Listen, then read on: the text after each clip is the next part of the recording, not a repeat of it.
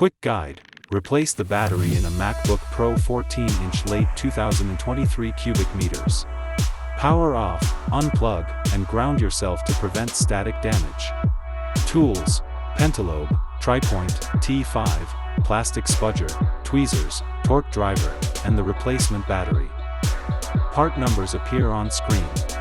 Set an ESD mat, use a magnetic tray, and work under bright light. Remove bottom case screws, keeping each screw grouped by location. Lift the case and locate the battery connector. Disconnect it first.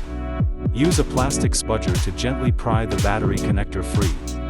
Remove battery fasteners, then carefully separate adhesive tabs in a slow-motion time-lapse.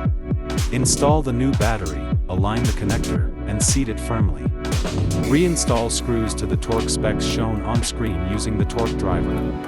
Reattach the bottom case, run a final torque check, then power on and test.